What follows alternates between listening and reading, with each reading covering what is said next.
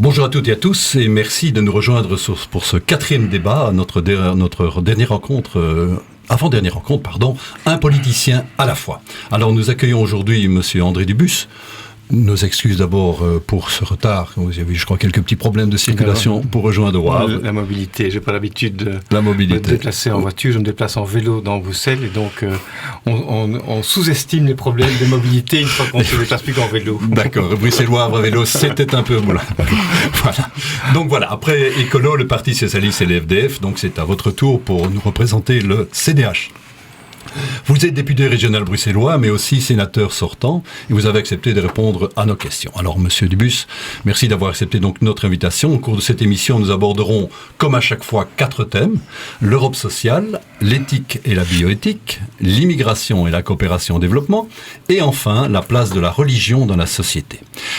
Vous pouvez, chers auditeurs et auditrices, réagir sur les réseaux sociaux et via l'adresse débat@mcbf.be. que Thierry Grolich d'ailleurs surveille pour nous et interviendra à plusieurs reprises dans notre émission. Alors à mes côtés, Angélique Tasio, qui est journaliste, journaliste dans notre rédaction et qui nous dresse votre portrait express. André Dubus, les 3 fers de lance de votre action sont ancrés dans les domaines du handicap, de la santé et de l'environnement. Une attention à l'autre qui est probablement liée à votre formation de kinésithérapeute et licencié en santé publique. Votre slogan « Écouter, travailler, soutenir et persister » semble vous coller à la peau puisque l'on vous retrouve à la fois comme sénateur, député régional au Parlement bruxellois et au Parlement de la Fédération Wallonie-Bruxelles.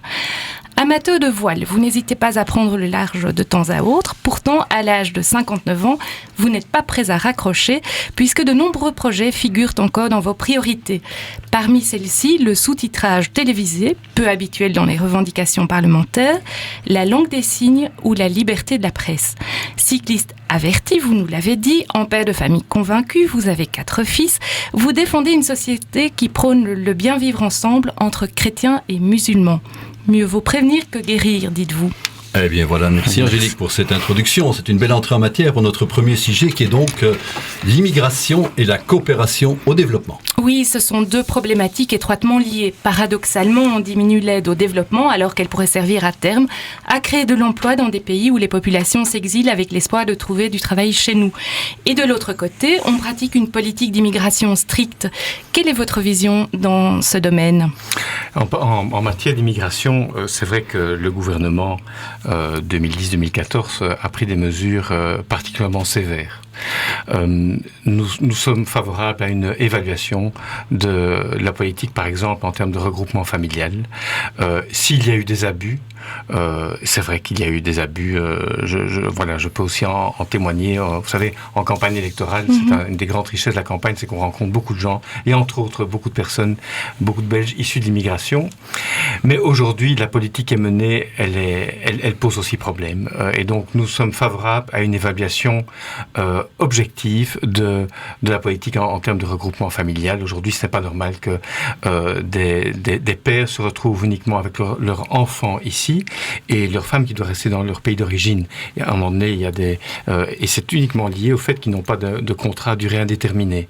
Donc, c'est le regroupement familial, aujourd'hui, il est lié à l'obtention d'un contrat à durée indéterminée. Vous avez des gens qui travaillent sous forme de contrat déterminé, leurs enfants sont ici, et bien leurs femmes doivent rester. Je trouve qu'à un moment donné, il y a un problème d'humanisation.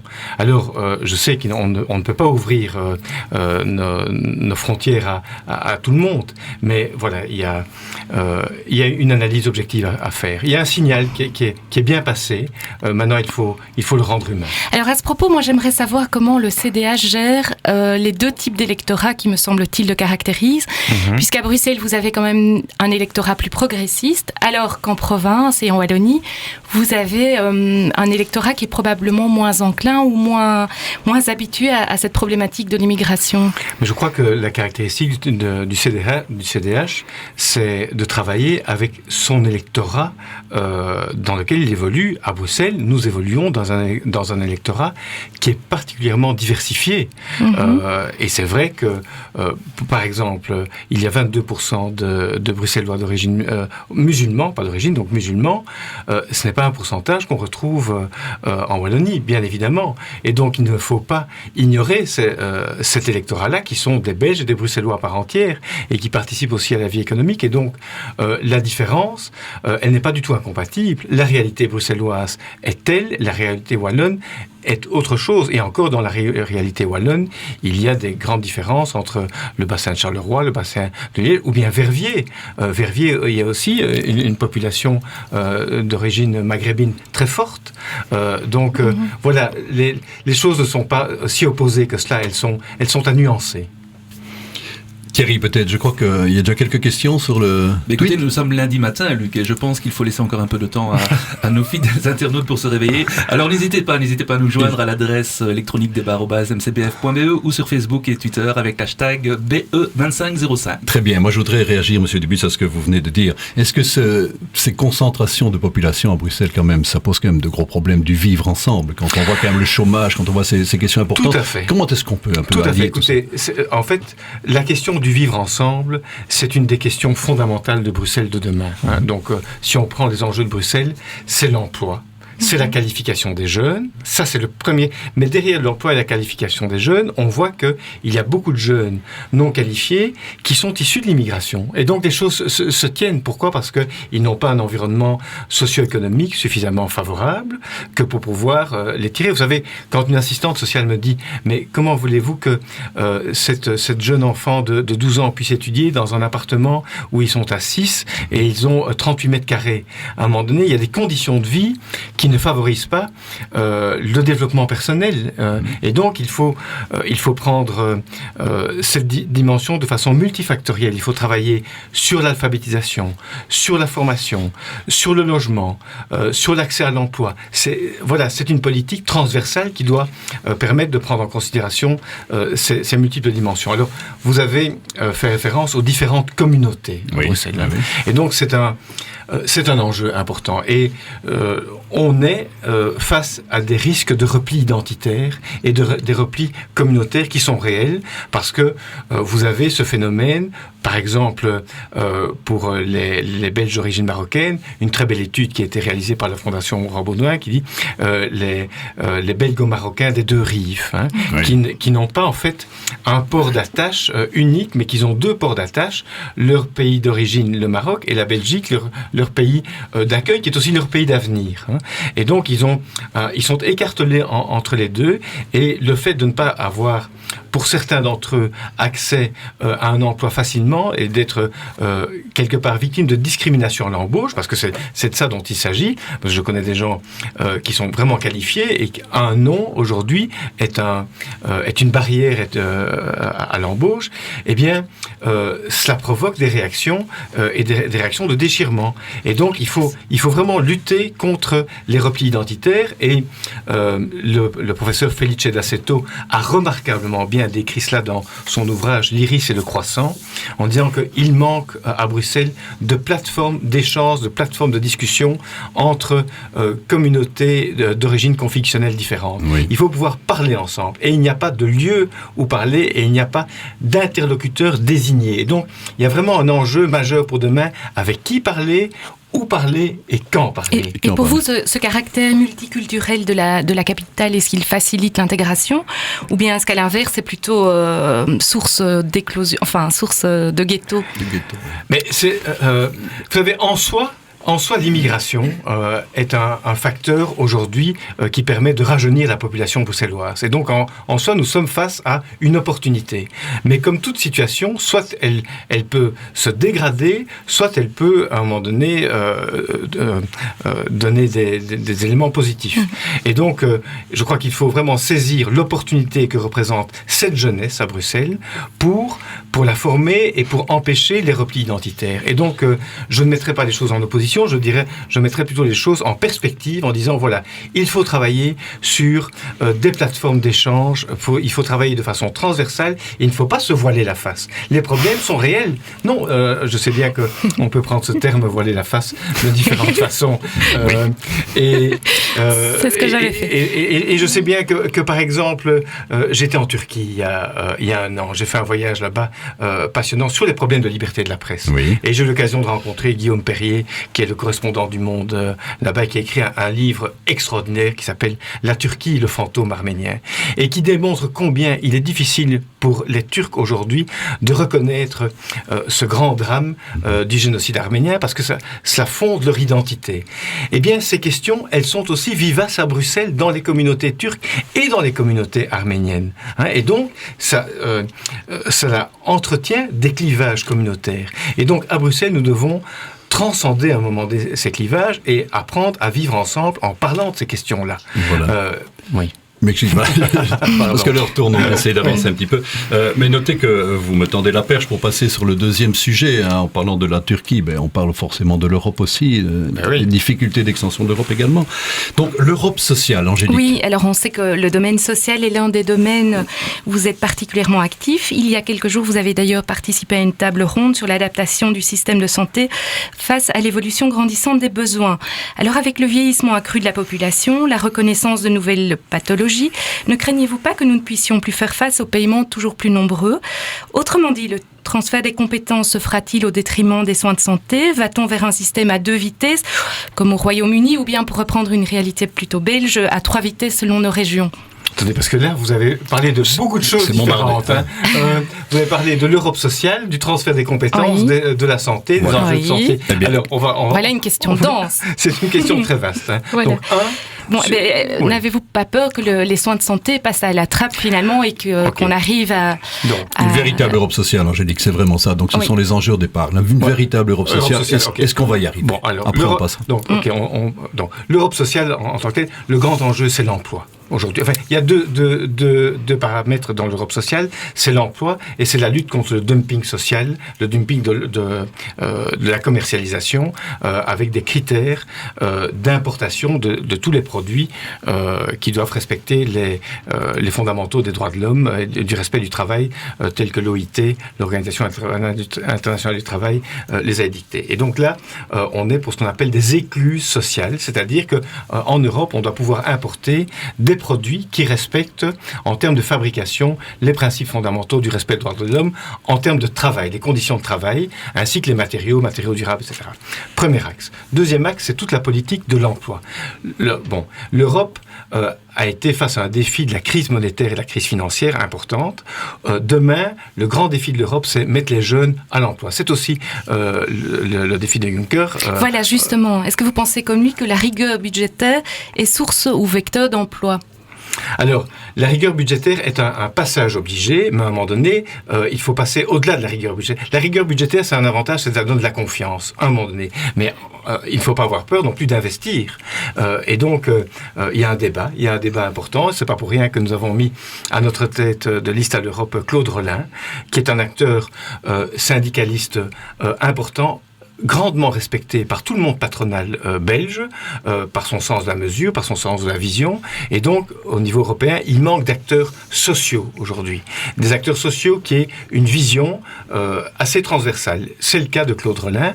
Et voilà, si on veut réussir l'enjeu de l'emploi à travers, non pas des emplois archaïques, mais des emplois basés sur l'innovation, la technologie, la créativité, eh bien, il va falloir investir massivement au niveau européen, parce que c'est le niveau européen, vous le savez, qui dicte 80% de notre législation belge.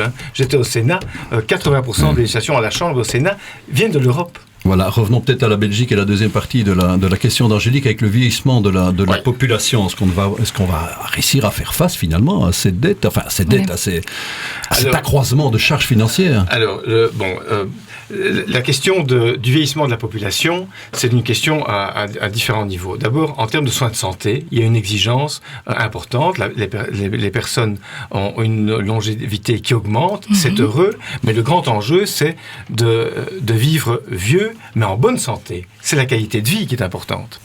Et donc, à Bruxelles, mais en Wallonie aussi, toute la question est de savoir comment on va gérer le coût des soins apportés aux personnes âgées à travers les maisons de repos de soins, dont on sait aujourd'hui qu'elles ne seront pas suffisantes. Et quelles sont les pistes il faudra que vous avez travailler sur tout ce qui est soins à domicile, logement intergénérationnel, accompagnement, renforcement des liens familiaux, renforcement du tissu social, et voilà. Et donc c'est dans cette perspective-là que le transfert des compétences en termes de santé, qui représente un budget de un petit 5 milliards, ce qui est énorme, et qui porte entre autres sur la gestion des maisons de repos et des maisons de repos de soins, des maisons de revalidation, eh bien, ça sera l'occasion de repenser, de refixer des critères de fonctionnement, parce qu'aujourd'hui, que remarque-t-on en Bruxelles? C'est que des maisons de repos de soins, qui sont rachetées par des grands groupes internationaux, eh bien, commencent à appliquer des critères de gestion qui sont inhumains. Réellement. J'ai rencontré des infirmières, des aides-soignantes qui, il y a 3 ans, travaillaient avec une infirmière, 2 aides-soignantes par plateau de maison de repos et de soins. Aujourd'hui, changement d'actionnaire, et ne sont plus que une aide-soignante par plateau. Et donc ça ne va pas. Et donc ça sera l'occasion pour Bruxelles et pour la Wallonie de fixer de nouveaux critères quant à l'encadrement minimum pour ces maisons de repos et ces maisons de repos et de soins. C'est vous dire par là que le transfert des compétences est aussi une opportunité pour humaniser davantage ces structures. Thierry, je vois qu'il y a des réactions sur le réseau. Justement, Monsieur Dubus, Nathalie Delven, directrice des héliotropes, centre thérapeutique de jour que vous connaissez apparemment pour avoir visité, se réjouit de la motion votée pour la prise en charge des personnes qui ont en même temps un handicap mental et un handicap physique. Cette situation de double diagnostic, comme on l'appelle, contraint les responsables à devoir mettre en œuvre de multiples réponses. Alors dès lors, comment les soutenir au niveau politique ? Écoutez, la question du double diagnostic, pour que les auditeurs comprennent bien, ce sont les personnes handicapées mentales qui développent à un moment donné une pathologie mentale caractérisée par un trouble du comportement qui se manifeste soit par de l'agressivité, de l'automutilation, de l'ingestion d'objets divers, des comportements sexuels qui sont inadaptés, et donc qui posent pour les familles une réelle souffrance, et qui, une fois qu'ils rentrent dans une phase de crise, ces personnes sont exclues de leur milieu de vie, un centre de jour, un centre d'hébergement, et il n'existe pas aujourd'hui de structure hospitalière aptes à prendre en charge ces personnes-là. La plupart du temps, ces personnes se retrouvent dans des centres psychiatriques de long séjour et ils sont avec des médications qui sont inadaptées pendant une moyenne de 3, 4 ou 5 ans. Et donc, c'est un vrai drame pour elles, pour leur famille. Alors que, précisément, il existe aujourd'hui, aussi bien en Flandre, à Birbeek, qu'en Wallonie, à Manage, 2 unités hospitalières qui ont développé une pratique et une prise en charge de ces personnes double diagnostic de grande performance parce qu'elles intègrent les principes de la santé mentale, les principes du handicap, les principes de la psychiatrie, les principes de la pédagogie et du projet. Et aujourd'hui, les personnes qui sont en phase de décompensation, donc les personnes handicapées mentales qui sont en phase de décompensation et qui vont dans ces unités hospitalières, elles y vont pour maximum 3 ou 4 mois. Et après 3 ou 4 mois, elles sont réintégrées dans leur milieu, soit familial, soit un milieu de vie. Et donc, ce que nous avons fait pour répondre, parce qu'il fallait redonner le cadre, pour répondre à Mme Delven, c'est de mettre d'abord dans les programmes de tous les partis. Aujourd'hui, je peux vous dire que 90% des partis francophones et flamands ont dans leur programme quelques phrases sur le double diagnostic, comme quoi il faut avancer et il faut créer des unités hospitalières à Bruxelles. Bruxelles, il n'y a rien. Deuxièmement, il faut faire un cadastre de l'offre thérapeutique, d'une part, et un cadastre de la demande, et à confier au KCE. C'est l'objet de la résolution qui a été votée par tous les partis. Troisièmement, c'est créer un indice hospitalier propre à financer ces unités hospitalières, Birbeek, Manage, et la future de Bruxelles. Et donc, je peux vous dire que aujourd'hui, la situation elle est une situation qui est quelque part clarifiée en ce sens que le monde politique a pris la mesure de ces enjeux, est prêt à avancer, et donc moi, je peux vous dire que le CDH mettra, s'il est dans une majorité, mettra dans la déclaration de majorité, que ce soit au fédéral ou au régional, en Wallonie ou à Bruxelles, une réponse obligatoire sur cette personne double diagnostic. Bien, il nous reste un peu moins de 10 minutes, donc ça passe très vite. Nous avons encore 2 thèmes à aborder. C'est un marathon, oui, vous avez raison de le dire. Notre troisième thème, qui est un thème qui était très très sensible pour l'ensemble de notre public et nos invités précédents, c'est évidemment la société, l'éthique et la bioéthique. Alors sur ces questions-là, qui posent la question de savoir quel type de société nous voulons construire. Thierry, peut-être il y a déjà des questions, parce que je sais que c'est toujours là que ça chauffe très fort d'abord, et puis je passerai la parole à Angélique. Parfait. Je commencerai par, nous en avons 4, je commencerai par les 2 premières. Sur Twitter, Otrapelli ne tient pas que des propos ironiques et amusants. Il ou elle se demande d'ailleurs pourquoi, sur un sujet aussi grave que l'euthanasie, le CDH n'a pas quitté le gouvernement. Tout le monde vous aurait compris et vous en seriez sorti gagnant. Toujours sur Twitter, l'IRD vous remercie d'avoir dénoncé des conflits d'intérêts dans le chef de Jacqueline Hermans, à la fois présidente du lobby de l'euthanasie et membre de la commission de contrôle des euthanasies en Belgique. Vous vouliez dire qu'elle était à la fois juge et partie. Comment comptez-vous dans l'avenir éviter ce genre de situation ? Donc la première question à propos du maintien du CDH dans le gouvernement, il faut savoir que il faut remettre les choses à leur place. Nous sommes dans un gouvernement qui sort d'une crise de 565 jours, avec une 6e réforme de l'État qui a maintenu la Belgique ensemble. Et donc, sortir d'un gouvernement 6 ou 8 mois avant les élections, c'était mettre à mal la 6e réforme de l'État, dont les textes n'étaient pas encore votés à ce moment-là. Nous avons voté les textes en janvier, février et mars.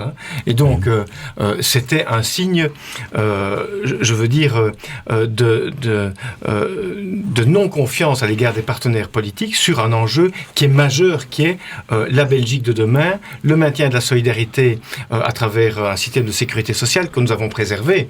Donc, nous avons dit tout ce que nous pensions, enfin personnellement et avec mon collègue Francis Elperé en commission des affaires sociales et de la santé du Sénat.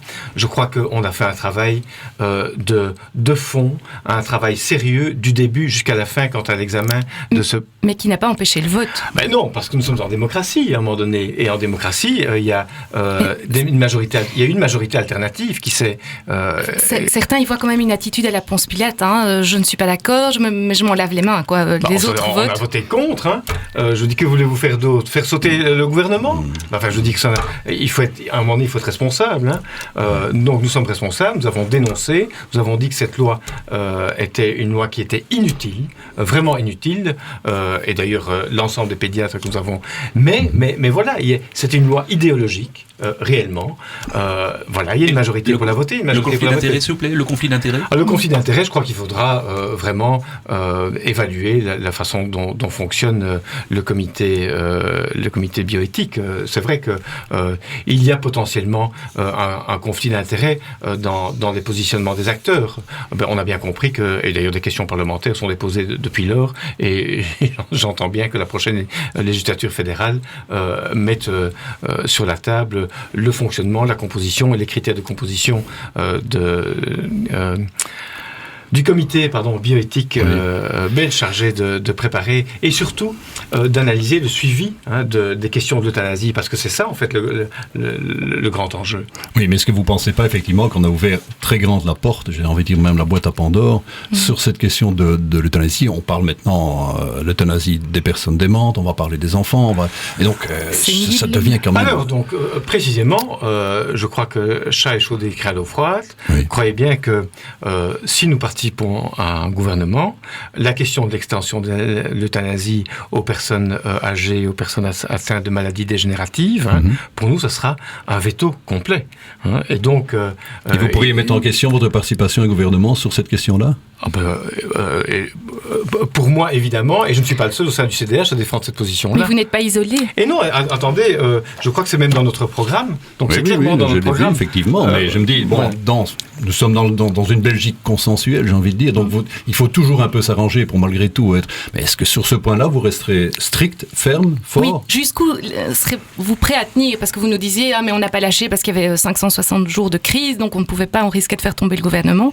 Ici, vous nous direz peut-être aussi, mais la NVA était là, on n'avait pas le choix. Écoutez, je crois que les enjeux sont tout à fait différents. Si on parle de l'euthanasie pour les personnes âgées, les personnes atteintes de démence, de maladies dégénératives, en termes d'impact sur la société et sur le nombre de gens visés, c'est d'une toute autre nature que l'euthanasie des mineurs. Il faut savoir que l'euthanasie des mineurs, c'est un principe, mais ça ne concerne quasi personne. Donc, mais c'est un principe. Je suis d'accord avec vous, c'est un principe. Mais donc, on l'a vu, on l'a entendu. En Hollande, cette loi est d'application depuis 10 ans. Il y a eu 5 cas recensés.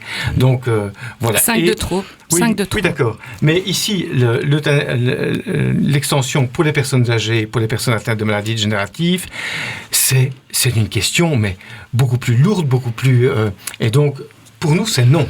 Clairement, c'est non. Donc cette question sera vraiment encore au cœur des débats, je dirais, après le 25. Je crois. Après le 25, elle restera. Débat, oui. Bien, je m'excuse, l'heure tourne et il est déjà... il ne reste plus que 3-4 minutes. Donc notre dernier thème porte sur une place quand même importante pour nous, médias catholiques belges francophones quand même, la place de la religion dans la société. Alors on a reproché aux catholiques et aux croyants d'avoir manifesté leur opposition aux lois sur l'euthanasie et l'avortement. Voilà. Pensez-vous que les cathos n'ont pas droit de se mêler à ce débat politique ?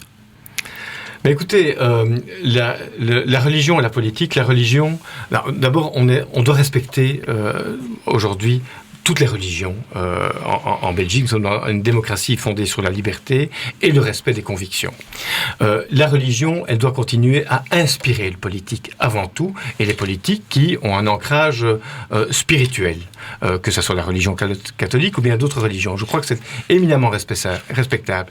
Mais la religion ne doit pas édicter des lois en tant que telles. Donc, il doit y avoir... une scission, elle existe d'ailleurs, une scission très claire entre religion et Église et l'État. Séparation, vraiment. Nous sommes favorables pour cette séparation intangible. Mais que la religion soit source d'inspiration, soit source de militance même. Mais ça, c'est remarquable. Moi, j'ai un grand respect pour ceux qui manifestent et qui militent parce que ils affichent leurs convictions et ils nous forcent à la réflexion. Donc, je soutiens intégralement les citoyens militants qui font passer leurs idées sur base d'une conviction religieuse. Je trouve ça éminemment respectable. Et à titre personnel, afficher vos convictions religieuses ne vous pose apparemment pas de problème, puisque j'ai vu que vous aviez été modérateur d'une soirée de réflexion pendant la semaine de prière pour l'unité des chrétiens. Oui, c'est vrai. Oui. Donc voilà, ça ne vous pose pas de problème. Vous ne vous sentez pas isolé dans votre propre parti?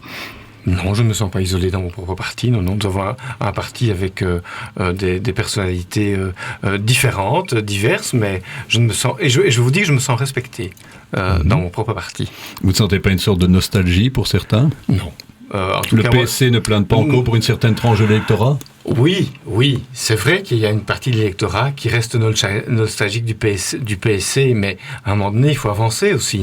Il faut avancer en fonction des réalités actuelles, et c'est pas pour ça que les valeurs qui sont héritées de l'humanisme et du personnalisme de Mounier, qui est un grand chrétien, ne sont plus d'application. Elles restent d'application, totalement. Enfin voilà, donc je me sens bien là où je suis, je tiens à vous le dire. C'est rassurant. Thierry, peut-être une dernière question ? Au risque de relancer un peu, Kim Nguyen nous rappelle qu'on fête aujourd'hui les 50 ans du dialogue interreligieux. Il demande si notre invité estime que ce dialogue est aujourd'hui une réussite.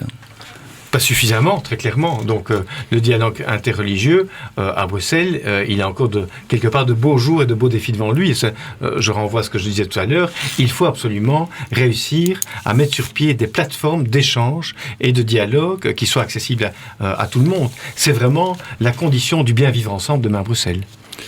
Bien, ben voilà, nous sommes déjà au terme de notre débat. Déjà, il nous reste 1 minute, tout juste 1 minute. Peut-être la dernière question que je pose à chacun de nos invités. Dieu pour vous, c'est qui, c'est quoi ?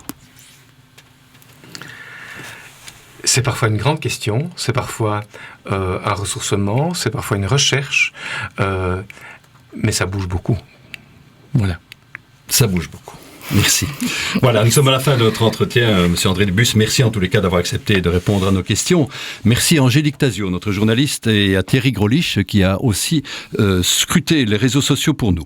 Remercions aussi l'équipe qui a préparé ce rendez-vous avec Mathieu Argot à la technique. Et demain, nous recevrons Monsieur Alain Destex pour le MR. Bonne journée à tous et à demain.